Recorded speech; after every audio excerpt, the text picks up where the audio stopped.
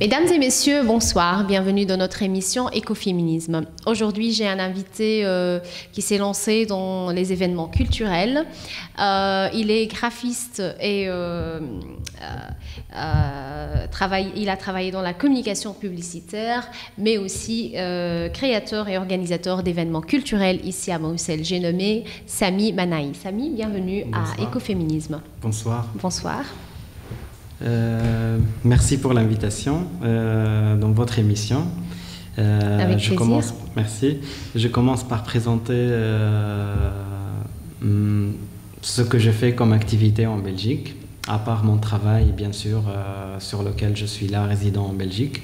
L'idée a commencé avec un ami. On était en train d'assister dans des événements culturels. Et il y a plusieurs types d'événements en Belgique.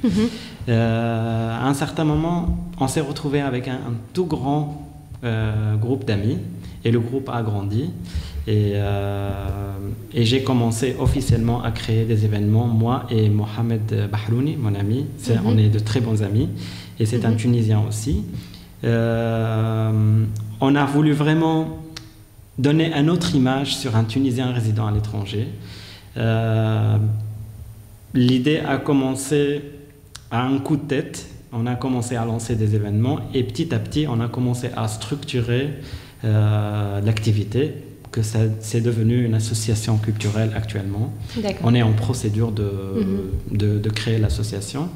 L'idée, c'est que ça doit être géré par des Tunisiens résidant à l'étranger. Et on a fait d'autres événements en parallèle, en lien avec Let's Meet in Belgium, tel qu'un grand événement culturel aussi. On l'a lancé avec l'Office national de tourisme tunisien et l'ambassade de Tunisie et le consulat, bien sûr. On a fait un événement dans lequel des filles européennes, dont Miss Belgique, elles ont défilé à la tunisienne avec les vêtements traditionnels tunisiens. Et ça a un très bon impact ici en Belgique et ils ont parlé même dans les médias belges sur l'événement. Et puis, dans l'anniversaire de Let's Meet in Belgium, on a donné naissance à Let's Meet in Tunisia. C'est à ce moment-là qu'on a commencé vraiment à penser que ça doit être tout un concept international.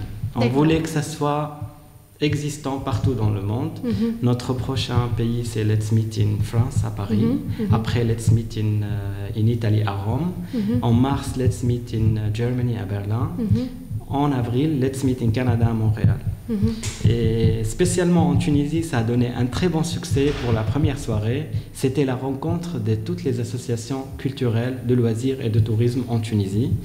Et ça a créé une plateforme de connaissances entre les associations. Il n'y avait pas un organisme avant qui rassemble les associations culturelles et de tourisme et de loisirs en Tunisie.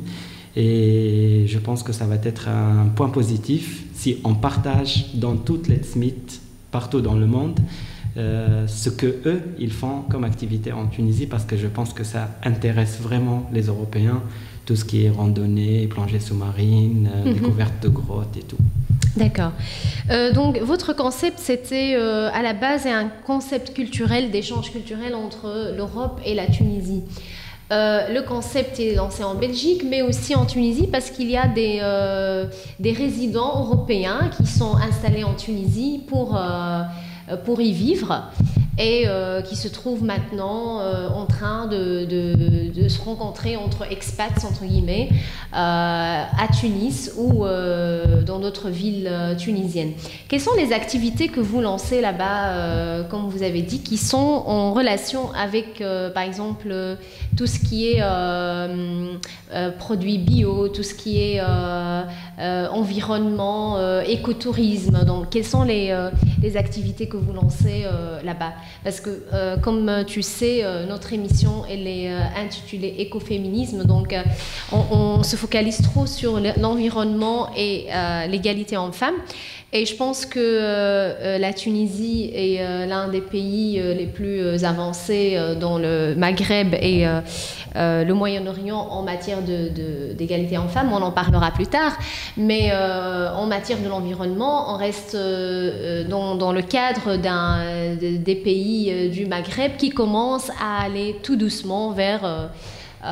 donc le commerce équitable, la lutte contre le réchauffement climatique. Donc dans ce cadre-là, quelles sont vos activités en fait? Effectivement, le fait de créer une plateforme qui s'appelle Let's Meet in Tunisia, le mot déjà c'est en anglais, c'est international, et il y a beaucoup d'étrangers qui vivent maintenant en Tunisie. Ça fait 2 ans que je suis en Belgique et je sais très très bien parce que je connais déjà des gens qui travaillent là-bas dans des ONG ou des sociétés. Il y a même des investisseurs maintenant, ils sont en train de créer des maisons d'hôtes en Tunisie. D'accord. En se basant sur les zones touristiques, la plage. Il y a beaucoup d'endroits où on peut s'investir dans ce domaine-là de maisons d'hôtes et de tourisme. Dans cette plateforme Let's Meet in Belgium, justement, les entrepreneurs, en allant parlant avec les randonneurs, les gens qui font la découverte des grottes et tout ça fait partie d'aller visiter des endroits qui étaient inaccessibles avant. Et là-bas, on peut découvrir beaucoup de choses. Les produits bio, c'est là-bas que ça existe. C'est pas dans la ville, c'est pas dans les fermes, mais c'est vraiment dans les montagnes et dans les zones où, disons, le tourisme ne touche pas. Donc, aller dans ces zones-là, découvrir ce qu'il y a, donne peut-être des idées aux résidents étrangers ou même tunisiens à s'investir dans le côté bio. D'accord. Donc, le but, c'est de visiter des coins inconnus en Tunisie pour sensibiliser les gens par rapport à... donc tout ce qui est bio, produits bio et consommer bio en fait. Voilà, bio et surtout ça rentre aussi dans le commerce équitable parce que c'est des zones que c'est des produits qui coûtent cher déjà en Europe, mais là-bas on les utilise en tant que produit normal, donc et ça coûte très très cher. Pour ces zones-là, pour les habitants de ces régions-là, ça peut leur permettre de vendre leurs produits un peu mieux qu'avant dans le côté prix pour eux, et pour un investisseur étranger ou même tunisien, ça lui coûte mieux de ramener des produits de la Tunisie qui coûtent pas cher et que ça fait vivre des gens qui n'avaient pas l'idée de vivre sur ces produits-là parce que eux ils les consomment, mais ils savent pas que ça coûte cher ailleurs et qu'ils peuvent créer des emplois avec ça. D'accord, parfait. En fait, le challenge, après, si on peut parler de la révolution arabe, y compris la Tunisie, parce que vous êtes installé en Belgique, mais vous avez partagé donc l'expérience de tant de jeunes après la révolution arabe et le fait que la Tunisie est un pays qui a souffert après beaucoup d'attentats et le tourisme, surtout le secteur du tourisme a beaucoup souffert, mais il y a fort heureusement beaucoup de Tunisiens à l'étranger qui se battent pour relancer le tourisme et l'économie dans ce sens-là, mais aussi pour donner l'image à un pays qui essaye de vivre avec liberté en respectant les droits de l'homme, la pays de la démocratie naissante, comme on dit, en respectant les droits de l'homme, les droits de la femme, etc. Donc, quel est ton ressenti après le printemps arabe, après la révolution, après les attentats, après tout ce que la Tunisie a traversé et elle est en train de se battre pour rebondir économiquement et politiquement? Une bonne question. En fait, c'est juste pour expliquer, parce que j'étais en Tunisie pendant toutes ces années, ça fait que 2 ans que je suis là en Belgique. Pour les attentats, maintenant, partout dans le monde, on souffre des attentats, même ici en Belgique. Donc, et on n'a eu que 2 attentats en Tunisie. C'était purement politique, pas religieuse en Tunisie. Et c'est déclaré que c'était comme ça. Pour parler de la révolution et des points positifs de la révolution, je pense qu'il y a eu beaucoup de polémiques par rapport à plusieurs sujets après la révolution, tels que le mariage de la femme tunisienne avec un non-musulman. Ça crée de la polémique et tout, mais c'est vrai qu'on est un pays musulman, on ne peut pas le changer, et ça ne doit pas changer, et ça ne va jamais changer. Mais donner le choix pour une femme, pour qu'elle choisisse avec lequel elle va se marier, je pense que c'est un choix, et ça reste un choix, et c'est qu'entre elle et Dieu, disons, qu'elle va assumer.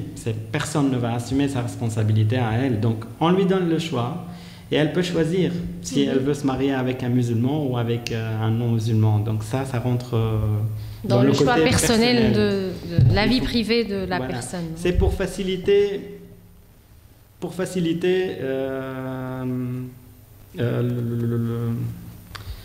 l'échange culturel. L'échange culturel entre les pays et entre religions, parce que un Européen, il peut dire qu'il est devenu musulman pour se marier avec la femme, mais ça va leur tarder pour le mariage, alors que lui, peut-être, il ne s'est pas converti en islam ou voilà. C'est obligé la personne. Parce qu'il est obligé de passer par cette étape.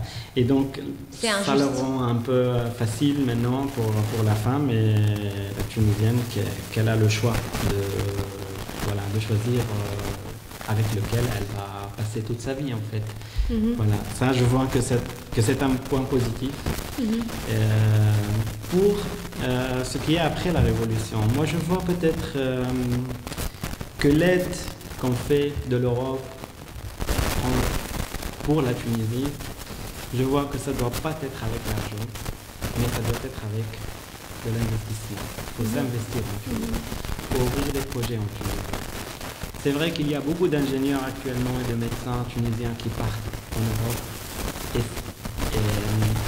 on est en train de faciliter le départ d'un Tunisien d'un certain haut qualifié, niveau pour venir en Europe, bien sûr parce que ça coûte moins cher et tout, mais ça coûte beaucoup moins cher s'il reste là-bas et si on s'investit pour créer des entreprises là-bas.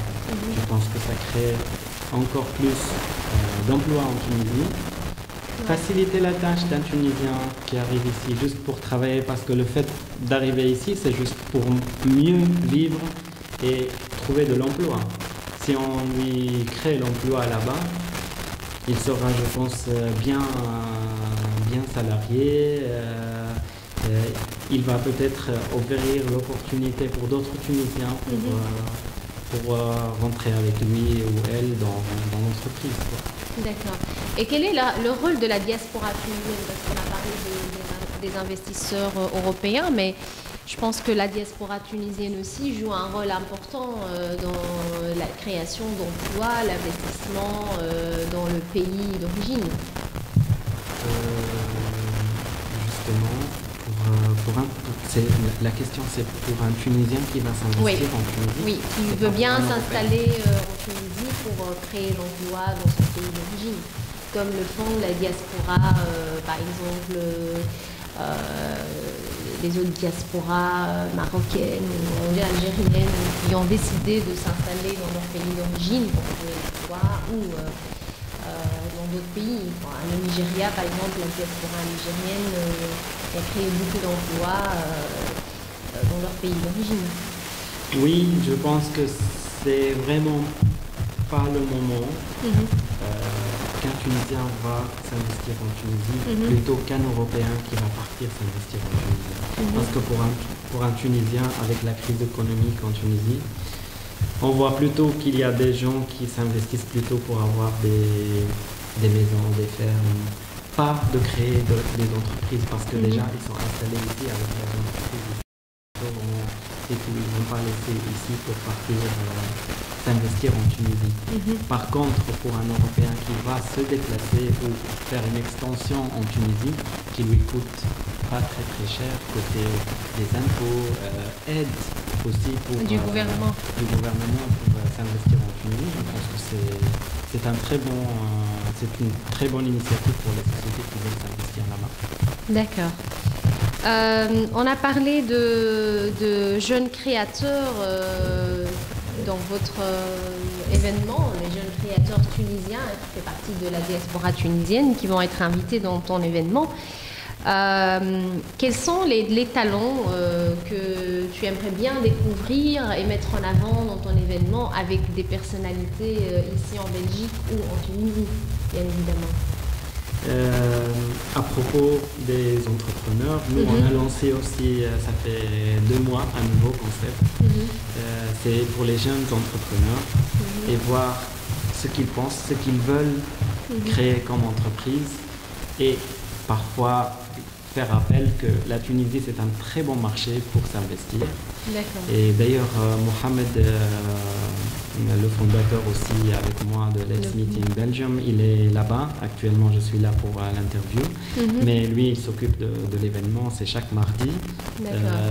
Voilà, c'est un appel. Oui, c'est un appel, donc chaque mardi. C'est où? Ça se passe où en fait? Ça se passe tout près de Grand Place. La Grand Place. Voilà, ça se passe là-bas, on se rencontre, il y a des jeunes, on a remarqué qu'il y a même des jeunes qui échangent des cartes visites. C'est du networking en fait. Oui, justement. Et la plus bonne chose qui s'est passée, c'est que une fois il y avait une fille qui fait du marketing et qui veut s'investir pour créer une entreprise de textile. Et il y avait une fille styliste qui est en train aussi de préparer pour créer son entreprise. Elles se sont fait connaissance pendant la soirée et là, elles sont en procédure de création, une seule entreprise entre les deux. D'accord, ouais, c'est sympa.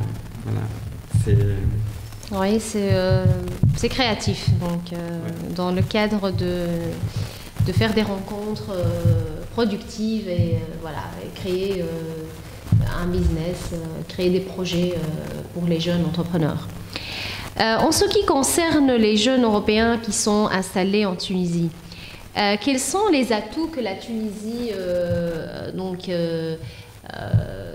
vend pour les investisseurs européens qui sont déjà installés dans le cadre de votre association Let's Meet in Tunisia, qui a créé cet environnement pour que les entrepreneurs européens aient cette idée de créer de l'emploi en Tunisie? En fait, la création de cette plateforme Let's Meet in Tunisia, c'est pour une visibilité, disons, actuelle de la Tunisie et la situation de sécurité au-delà de tourisme en Tunisie. Et c'est pour une visibilité sur les autres Let's Meet qu'on a créé et qu'on est en train de lancer. Pour faire passer un message direct et concret sur ce qui se passe en Tunisie et la réalité de ce que les gens sont en train de vivre et de montrer justement la vie des expatriés là-bas en Tunisie et qui sont en train de travailler dans des ONG ou des sociétés et qui sont en parallèle en train de profiter pour créer des entreprises comme les maisons d'hôtes. Un Belge ou une famille belge qui s'investit pour faire une maison d'hôtes dans une région un peu délaissée. Je pense qu'ils ont de la demande et qu'il y a des gens qui les visitent, bien sûr. Donc il y a... je trouve pas le... On encourage en fait ce genre d'initiative. Oui, justement, on encourage ce genre d'initiative des Européens qui veulent s'investir. Pas forcément dans le cadre de maisons d'hôtes, mais ça peut être n'importe quel domaine, autre domaine. Il y a un domaine très intéressant maintenant en Tunisie, c'est le traditionnel revisité. D'accord. Le traditionnel revisité... C'est-à-dire c'est-à-dire les vêtements traditionnels tunisiens. Ce n'est plus comme avant. Ça se commercialise bien sûr dans les pays arabes, mais en Europe, ça reste toujours des produits de décoration, de souvenirs. Par contre, maintenant, il y a des jeunes créateurs tunisiens et tunisiennes qui font de très belles créations qui peuvent être portées par un ou une européenne avec une petite touche traditionnelle tunisienne. Et ça fait du bien de promouvoir pour ces produits en Europe, justement. Parce que c'est rester pour vendre ces produits-là en Tunisie, ça ne va pas bien marcher pour la simple raison parce que c'est des produits très modernes pour un Tunisien et original pour un Européen.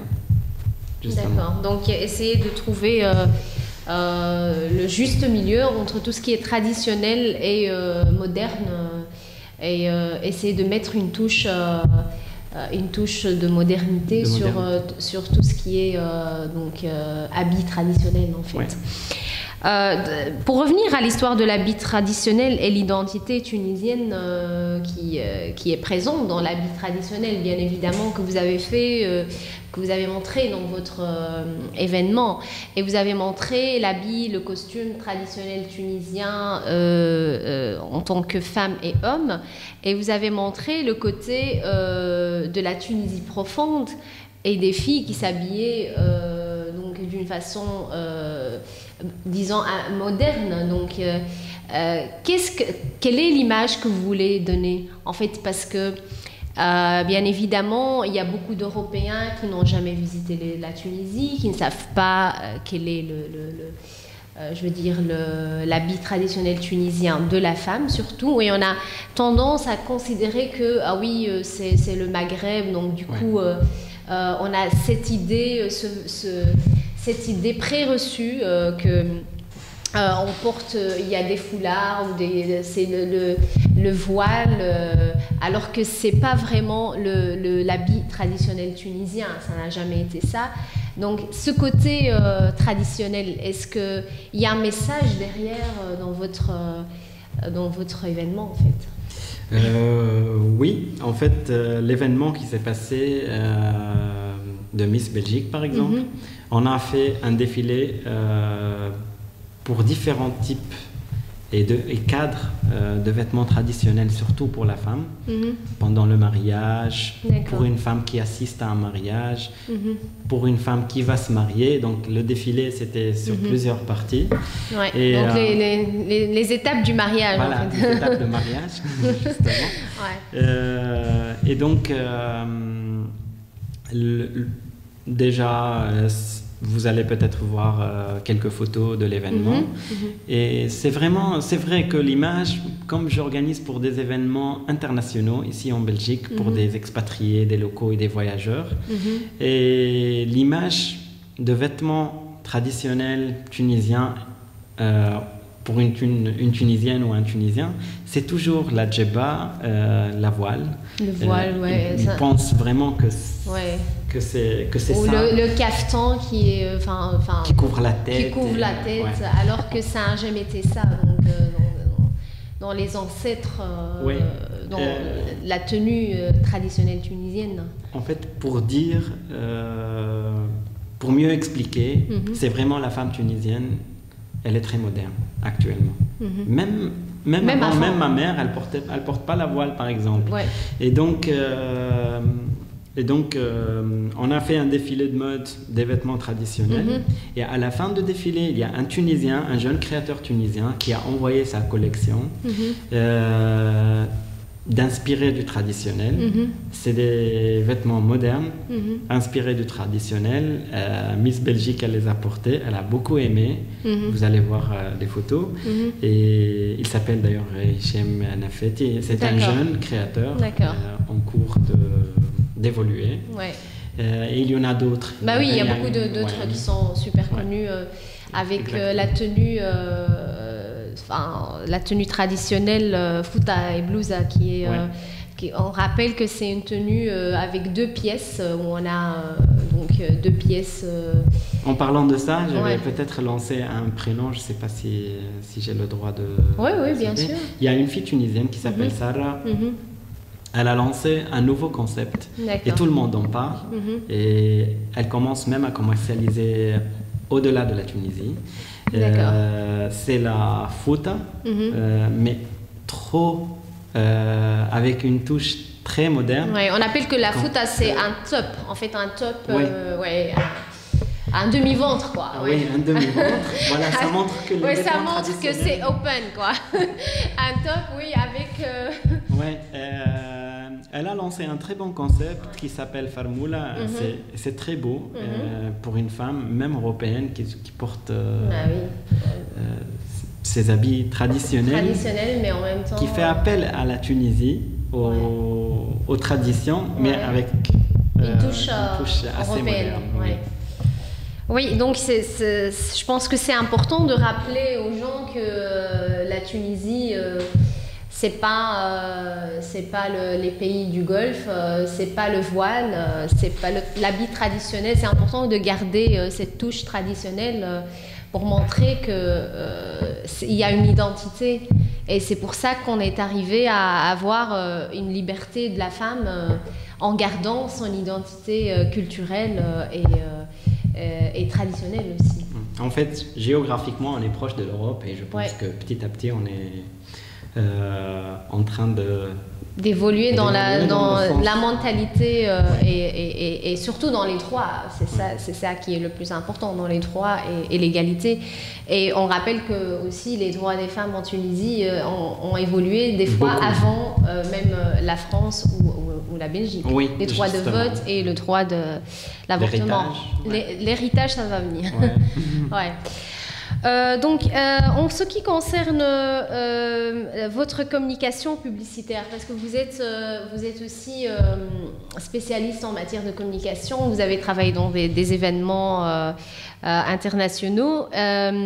Est-ce que vous pensez à inviter une personnalité internationale ou votre événement, parce que vous avez invité une fois Miss Belgium, mais est-ce que vous tentez quand même d'inviter des personnalités internationales d'origine tunisienne, ou vous voulez absolument garder le côté fan, le côté juste network et en plus une personnalité belge ou européenne, mais pas forcément une personnalité tunisienne? Ça peut être. C'est une bonne idée pour lancer.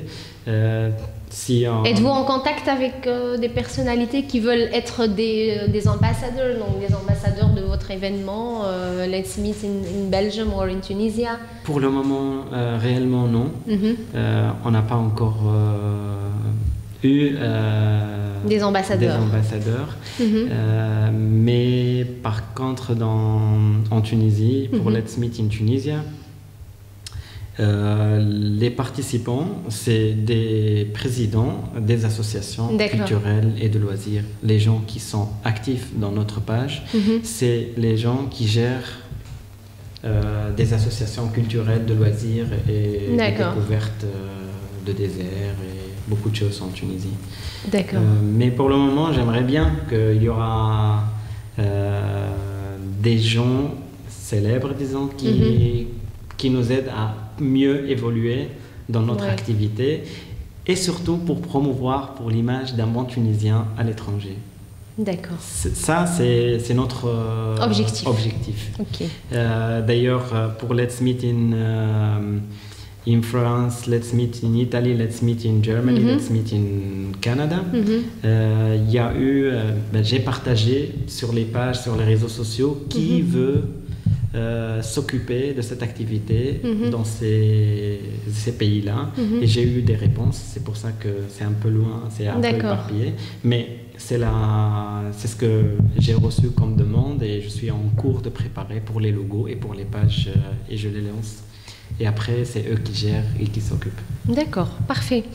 Bon, on arrive doucement à la fin de notre émission. Quel est le message que tu veux lancer aux jeunes? Parce qu'on a toujours un message à lancer vers la fin de l'émission, mais aussi une citation préférée ou un conseil à donner aux jeunes ou tout ce que tu voulais partager avec les jeunes, que ce soit européens ou tunisiens, parce que tu considères que ton événement n'est pas focalisé seulement sur la Tunisie, mais sur le monde, et c'est pour ça que tu as lancé Let's Meet in Italy, in France, in whatsoever, donc pas seulement la Belgique ou la Tunisie, donc c'est tout le monde, et essayer d'avoir cette image de la diaspora tunisienne, comme tu viens de dire, une image positive, tout en gardant l'identité et l'habit traditionnel et la culture tunisienne.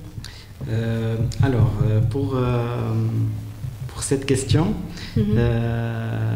je suis en train de préparer pour une campagne publicitaire pour le tourisme culturel tunisien. J'ai déjà enregistré mon synopsis et j'aimerais bien voir la réalisation de ce que j'ai fait comme concept. Actuellement, je lance dans votre chaîne un crowdfunding pour nous aider à réaliser cette campagne. Voilà, je vise les expatriés qui vivent en Tunisie, qui sont en plein milieu à Tunis ou dans d'autres villes en Tunisie. C'est eux qui vont faire partie de cette campagne publicitaire. Voilà, et pour faire la communication et la publicité pour nos événements, pour les Arabes ou pour les étrangers ou pour les expatriés ou pour même les gens qui veulent visiter la Belgique. On est là, Let's Meet in Belgium, et vous pouvez venir à nos événements, c'est chaque vendredi. Et on se rencontre, on donne des idées même aux nouveaux arrivés à Bruxelles parfois pour trouver des appartements, pour trouver de bons plans à Bruxelles. C'est ça, on crée une famille. Tout à fait. Mais entre autres, c'est vrai que Let's Meet in Belgium, le concept, c'est pour, entre guillemets, vendre un peu l'image, parce que vous êtes tous les deux tunisiens, vous voulez vendre un peu l'image de votre pays et montrer un côté entrepreneuriat, un côté identitaire tunisien avec l'habit traditionnel, etc.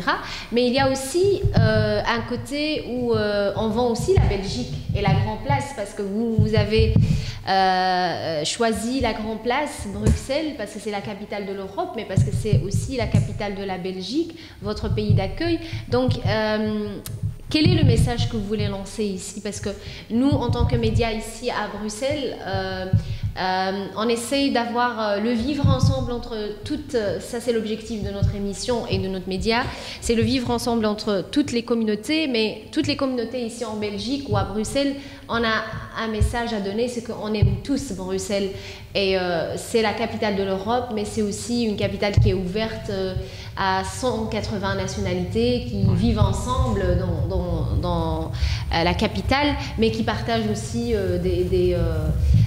des traditions, des cultures, la nourriture, mais ce partage, c'est aussi une richesse pour tout le monde. En fait, notre concept, c'est de ne pas rester dans un endroit fixe. On change d'endroit. D'accord. On était à Sainte-Catherine, juste en face de l'église de Sainte-Catherine. Au début, on était au Sablon, juste à côté de Grand Sablon. Maintenant, on est juste à côté de la Bourse. Donc, même dans les photos, vous allez voir toujours en background, soit Grand Place, voilà, soit Bourse, soit Sainte-Catherine. Nos événements, on choisit toujours des endroits. Donc, vous avez toujours un endroit culturel ou historique de Bruxelles. Donc, votre objectif, c'est aussi de montrer la capitale, comme tu viens de dire, pour les gens qui arrivent à Bruxelles, qui ne connaissent pas la capitale, et vous voulez faire aussi des excursions en Belgique. Hein. Oui, oui. Donc il y a toujours aussi du tourisme pour la Belgique, pas seulement en Tunisie, mais aussi pour la Belgique et Bruxelles.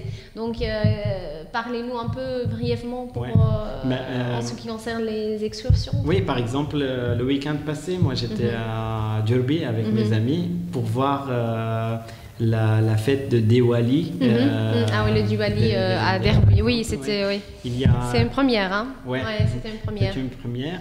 Et parfois on fait des sorties en dehors de Bruxelles, on visite quelques villes, on fait des barbecues, on sort en groupe, en fait, on lance pendant la soirée de vendredi qui est partant pour le week-end et on s'organise et on part tous ensemble. Et c'est peut-être une bonne question pour lancer peut-être si on aura un jour un endroit où se voir en dehors des événements.